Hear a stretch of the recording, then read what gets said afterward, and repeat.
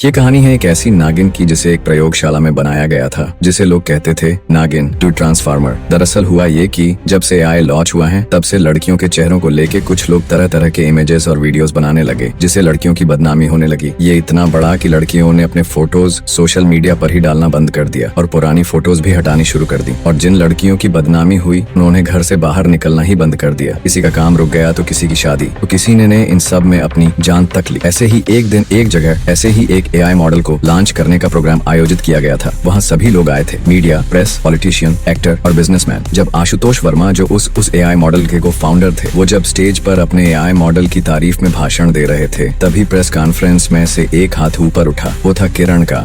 एक प्रेस में as a intern काम कर रही थी। वो भी उस प्रेस मीटिंग में पहुंची और उसने आशुतोष को वो सवाल पूछ ही लिया एआई के बाद उसके होने वाले नुकसान पर। क्या आपका ये एआई मॉडल सेफ है? इसका समाज के लिए कितना खतरा हो सकता है? और उन्होंने जो इसके पहले के ऐसे ही मॉडल लॉन्च किए थे, उससे उन लड़कियों की जिंदगी बर्बाद हुई। उनके के लिए क्या किया आपने? आपने कुछ एक्शन लिया? आशुतोष को सीना आया, कुछ बोल नहीं पाया। किरण ने कहा, क्या आपने इस एआई मॉडल को कुछ रूल्स और रेगुलेशन बनवाए? कोई भी किसी की इमेजेस का गलत तरीके से इस्तेमाल कर सकता है। आशुतोष ने कहा कि अगर ऐसा है, इतनी इमेजेस सोशल मीडिया डालनी ही नहीं चाहिए। हमने अथॉरिटी ही उनको कहा था ऐसा करने को। तभी किरण ने कहा, ये तो कोई हल नहीं हुआ मिस्टर आशुतोष वर्मा। आपका ये बयान कितना बचकाना लगता है। मतलब आप कुछ नहीं करेंगे और ऐसा कह के आप खुद का नुकसान थोड़ी करवाएंगे। बस आपको इस बात से पल्ला झाड़ना है। चलो मान लिया, रोजमर्रा की स्कूल जाने वाली लड़कियां नहीं करेगी पोस्ट पर जो एक्ट्रेसेस हैं, उनका क्या? उनका तो यही काम है। मेरी जैसी कई सारी न्यूज रिपोर्टर्स हैं, कुछ एक महिलाएं ऑनलाइन कोचिंग चलाती हैं, उनका क्या? हमारी तो यही रोजी रोटी है। और जिनके पहले से ही सोशल मीडिया पर फोटोज हैं, उनका क्या है? कोई जवाब आपके पास? क्या आप गारंटी देते हैं कि आपके इस एआई मॉडल से कुछ भी गलत काम नहीं होगा? आशुतोष कुछ नहीं बोल पाता। किरण की बात सुनकर वहाँ पर मौजूद लोग तालियां बजाना शुरू कर देते हैं। किरण अपनी इस प्रशंसा से और लोगों का सपोर्ट देख के खुश तो हो जाती हैं, लेकिन आशुतोष उसकी तरफ गुस्से से देखता है। जिस प्रोजेक्ट पर उसने इतना पैसा बहा दिया, वो चुप तो नहीं बैठने वाला था। किरण इस बात से पूरी तरह बेखबर थी कि आगे उसके साथ क्या होने वाला था, जिसकी कल्पना वो सपने में भी नहीं कर सकती थी।